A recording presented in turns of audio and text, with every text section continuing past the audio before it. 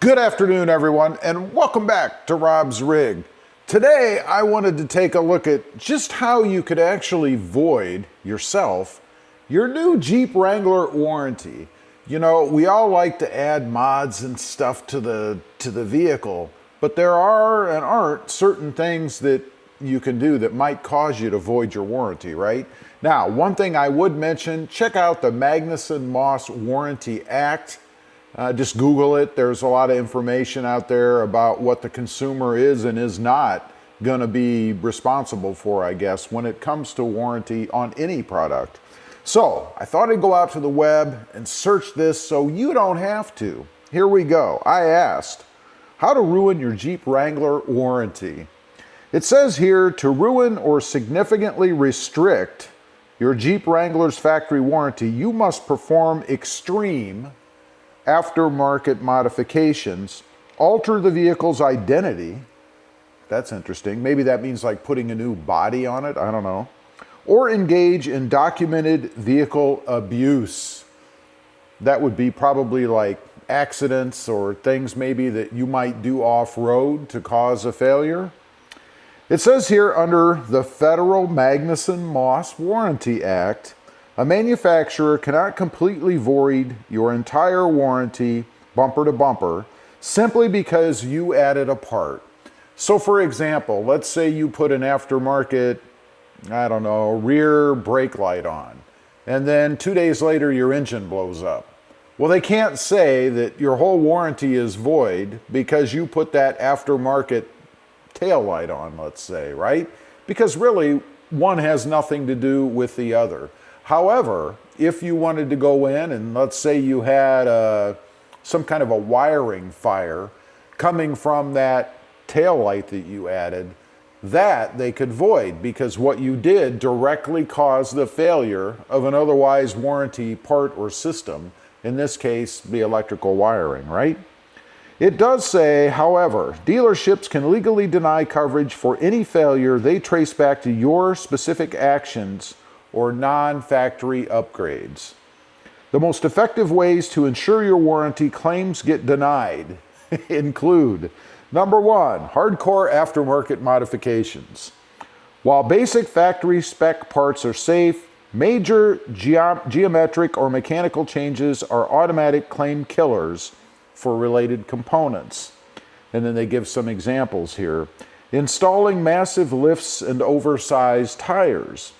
Putting on a 4-inch lift kit or massive 37 or 40-inch tire changes the vehicle's driving geometry. So for those out there who are looking to put 37s on your Jeep, just beware. You could be voiding some part of your warranty. This places severe stress on the drivetrain. If your transmission fails, your axle shafts snap, or your wheel bearings wear out prematurely, the dealer will likely deny coverage.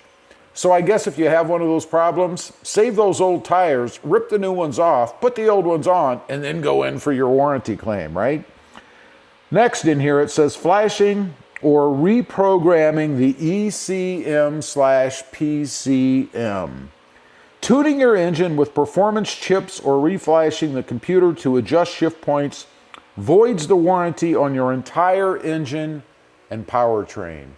And this is a big contention out there. All the tuning guys, they love to say that it can't affect your warranty. Well, that's BS. And right here is a little bit of proof, I guess. Forcing forged induction. Bolting on aftermarket supercharger or turbocharger directly voids your coverage for the engine, transmission, and differential systems. Number two, heavy abuse and extreme off-roading.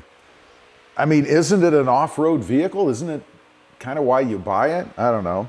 It says here Jeeps are trail rated, but the factory warranty only protects you against material defects and manufacturing errors, not user destruction.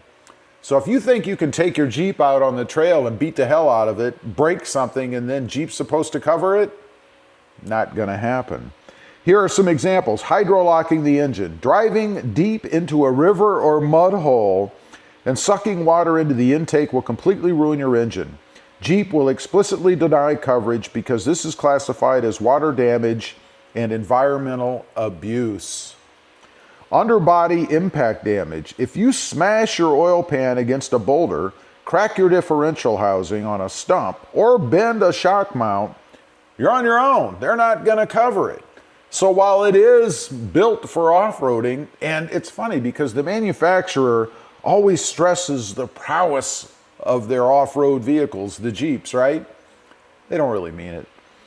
Signs of racing or competitive use. Documented evidence of competitive racing, extreme mud bogging, or intentional vehicle overloading will lead to an immediate claim block. They didn't build them for you to race them, basically. Number 3, total vehicle devaluation or title branding. That's interesting. I don't know what title branding is. Certain legal actions instantly destroy the factory warranty across the entire vehicle. Obtaining a salvage or rebuilt title. If your Wrangler is involved in a severe accident and written off by an insurance provider, its entire factory warranty is permanently voided. So you're buying a rebuilt titled Jeep, maybe it's brand new, something happened, but it's now salvage. You don't have any warranty, right? Tampering with the odometer. Disconnecting, altering, or replacing the odometer so that the vehicle's true mileage cannot be determined voids the entire manufacturer's contract. So here's an example of one thing you can do that's going to destroy warranty for the whole vehicle, right? Number 4, severe neglect and missing maintenance records. If you ignore basic vehicle upkeep, you give the manufacturer the legal upper hand to deny expensive repairs. Skipping oil changes.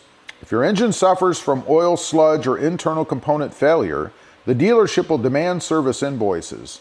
Failing to provide itemized records with dates, mileage, and fluid specifications means your engine repair claim will be rejected.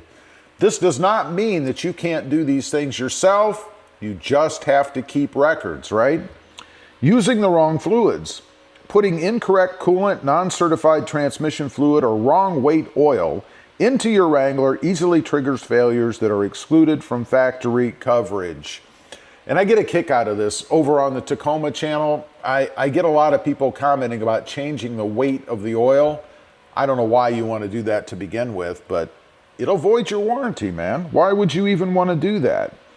It says here, kind of as a closing note, I guess, if you want to keep your coverage completely secure, the best practice is to stick to mild upgrades like the Mopar lift kit, under 2-inch, and have all modifications installed directly by an authorized Jeep dealership. I don't know. I like to do a lot of these myself, right? And I do have everything documented. I mean, I have videos and things out there on the web of my practices and procedures and the parts that I buy or whatever. But nonetheless, I guess the lesson here is you do run a risk if you're modifying your Jeep and it causes the failure of an otherwise warranted system. And in some cases, like fluids with oil weight, you could void the entire warranty if you do something that Jeep doesn't agree with or they don't recommend. Leave a comment, let me know. Ever had warranty denied because maybe you did something to your Jeep Wrangler? I'd be curious to know. Thanks for watching. Stay safe out there. Bye.